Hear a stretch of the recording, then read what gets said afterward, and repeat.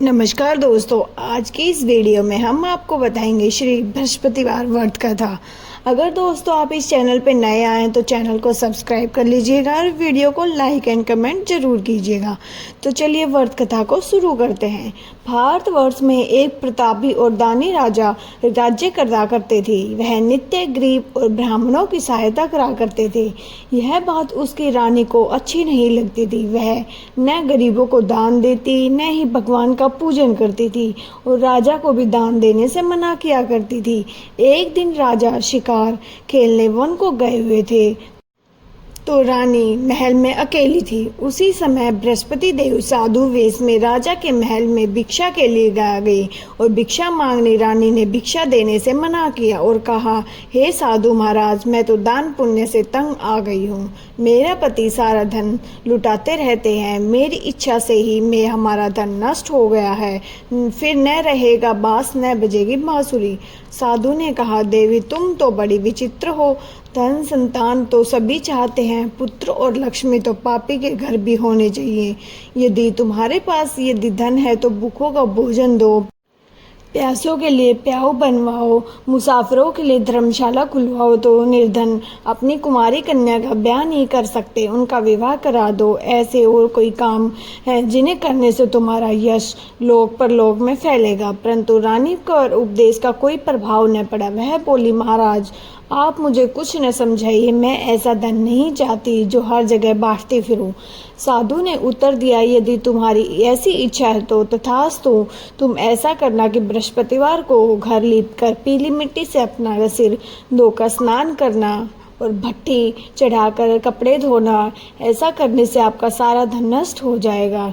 इतना कहकर वह साधु महाराज वहां से आलोप हो गई। साधु के अनुसार कई बातों को पूरा करते हुए रानी को केवल 3 बृहस्पतिवार ही बीते थे कि उसकी संपत्ति धन नष्ट हो गए। भोजन के लिए राजा का परिवार तरसने लगा। तब एक दिन राजा ने रानी से बोला कि हे रानी, तुम यही कहो, मैं दूसरे देश को जाता हूँ क्योंकि वहाँ पर सभी लोग मुझे जानते हैं, इसलिए मैं कोई छोटा कार्य नहीं कर सकता। ऐसा कहकर राजा प्रदेश चला गया। वहाँ पर वह जंगल से लकड़ी काट कर लाता और शहर में बेचता। इस तरह वह अपना जीवन व्यतीत करने लगा। इधर राजा के प्रदेश जाते ही रानी और दासी दुखी रहने लगे। एक बार जब रानी और दासी को 7 दिन तक बिना भोजन के रहना पड़ा तो रानी ने अपनी दासी से कहा, हे दासी, पास के ही नगर में एक मेरी बहन रहती, वह बड़ी धनवान है। तू उसके पास जा और कुछ ले जा ताकि थोड़ा बहुत गुजर बसर हो जाए।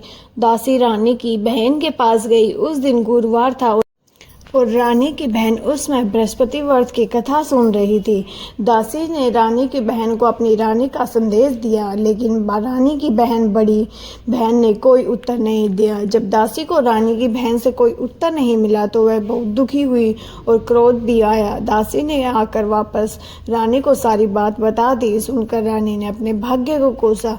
उधर रानी की बहन ने सोचा, मेरी बहन की दासी आई थी परंतु मैं उसे नहीं बोली, इससे वह बहुत दुखी हुई। कथा सुनकर और पूजन समाप्त करके वह अपनी बहन के घर आई और कहने लगी, हे बहना, मैं बृहस्पतिवार का व्रत कर रही थी।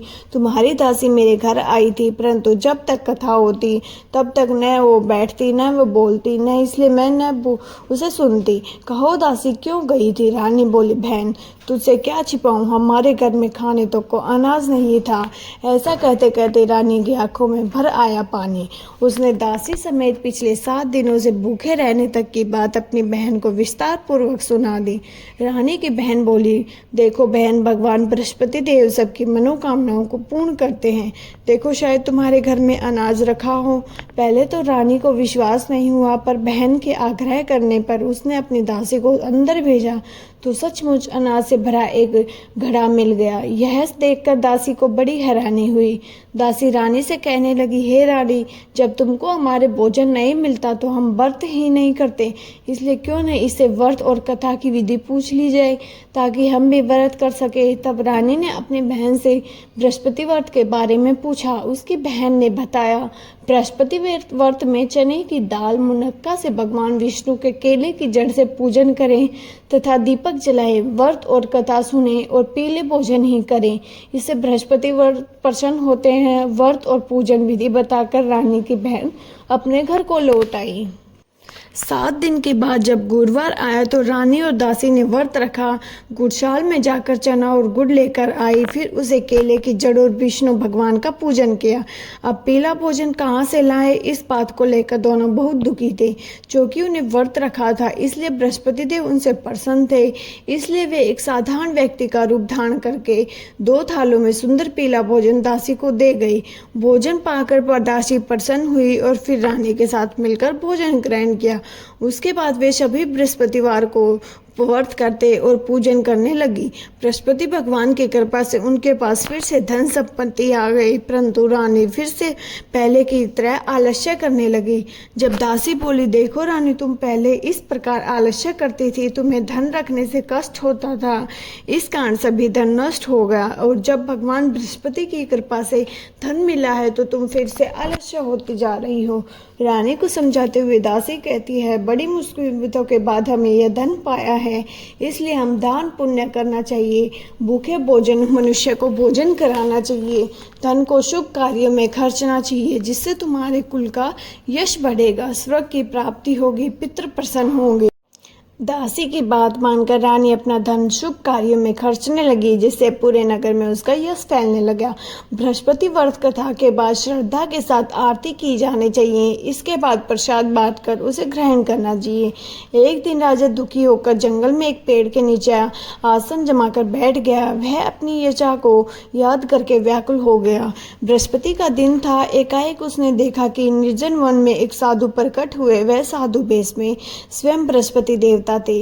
लकड़हारे के सामने आकर बोले, हे लकड़हारा, इस सुनसान जंगल में तू चिंता रख क्यों बैठा है? लकड़हारे ने दोनों हाथ जोड़कर प्रणाम किया और उत्तर दिया, महात्मा जी, आप सब कुछ जानते हैं, मैं क्या कहूँ? यह कहकर रोने लगा और साधु अपनी आत्मकथा सुनाई। महात्मा जी ने कहा, तुम्हारी स्त्री ने बृहस्पति के दिन बृहस्पति भगवान का निरादर किया, जिसके कारण रूस कर उन्हें यही दशा मिली। अब तुम चिंता दूर रहो, मेरे कहने पर तुम चले जाओ, तुम्हारे सब कष्ट दूर हो जाएंगे, भगवान पहले से अधिक संपत्ति देंगे।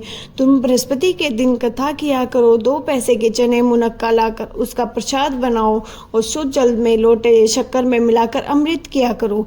कथा के पश्चात अपने सारे परिवार और सुनने वाले प्रेमी में अमृत और प्रसाद बांटकर आप ग्रहण किया करो। ऐसा करने से भगवान तुम्हारी सब मनोकामनाएं पूरी करेंगे। साधु के ऐसे वचन सुनकर लकड़हारा बोला, हे प्रभु, तुम मुझे लकड़ी बेचकर इतना पैसा नहीं मिलता जिससे भोजन के तो उपरांत कुछ न बचा सकूं।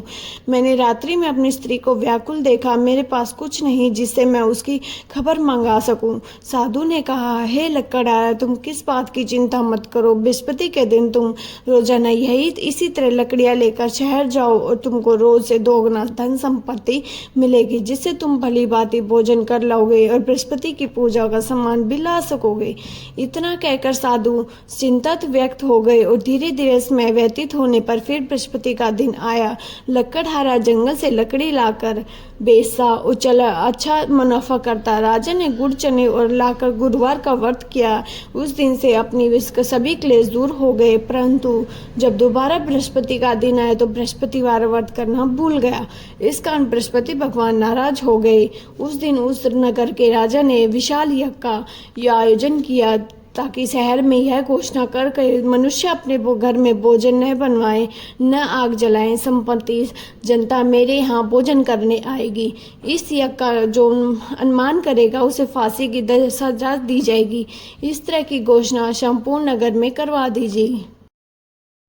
राजा की आज्ञा अनुसार शहर के सभी लोग भोजन करने गए, लेकिन लकड़हारा कुछ देर से पहुंचा, इसलिए राजा उसको अपने साथ घर ले गए और ले जाकर भोजन करा रहे थे। तो रानी की दृष्टि उस खूंटी पर पड़ी जिस पर उसका हार लटका हुआ था। वह वहां पर दिखाई नहीं दिया। रानी ने विचार किया कि मेरा हार इस मनुष्य ने चुरा लिया। उसी समय सिपाहियों को बुलाकर उसको कारागार में डला दिया। जब लकड़हारा कारागार में पड़ गया, वो बहुत दुखी होकर विचार करने लगा, न जाने कौन से पूर्व जन्म के कर्म से मुझे यह दुख प्राप्त हुआ। उसी साधु को याद करने लगा जो जंगल में मिला था। उस समय तत्काल बृहस्पतिवार साधु के रूप में प्रकट हुए। उसकी दशा को देखकर कहने लगे, हे मूर्ख, तुम्हें बृहस्पति की कथा नहीं करी, इस कारण तुम दुख प्राप्त हुए हैं। अब चिंता मत करो, बृहस्पतिवार के दिन कारागार के दरवाजे पर 4 पैसे पड़े मिलेंगे। उससे तुम बृहस्पति देव की पूजा करना, तेरे सभी कष्ट दूर हो जाएंगे। बृहस्पति के दिन उसको 4 पैसे मिले। लकड़हारे ने कथा कही। उसी रात्रि को बृहस्पति ने उस नगर के राजा को स्वर्ग में कहा, हे राजा, तुमने जिस आदमी को कारागार में बंद किया वह निर्दोष है, वह राजा है, उसे छोड़ देना। उस रानी का हार उस खूंटी पर लटका है, अगर तुम ऐसा नहीं करोगे तो मैं राजा को नष्ट कर दूंगा। इसी तरह रात्रि के स्वरूप को देखकर राजा प्रातःकाल को उठा और खूंटी पर हार देकर लकड़हारे को बुलाकर क्षमा मांगी। लकड़हारे के योग और सुंदर वस्त्र आभूषण देकर विदा किया। बृहस्पतिवार की आज्ञा अनुसार लकड़हारे ने अपने नगर को चल गए।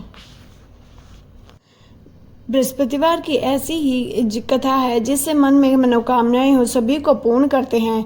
जो सद्भावना बृहस्पतिवार का व्रत करते हैं और कथा पढ़ते हैं अथवा सुनते हैं, दूसरों को सुनाते हैं, बृहस्पति देव उनकी सभी मनोकामनाएं पूर्ण करते हैं। भगवान बृहस्पति देव की उसकी सदैव रक्षा करते हैं। और संसार में जो मनुष्य सद्भावना से भगवान जी का पूजन करते हैं, व्रत सच्चे हृदय से करते हैं, तो उसकी सभी मनोकामनाएं पूर्ण होती हैं।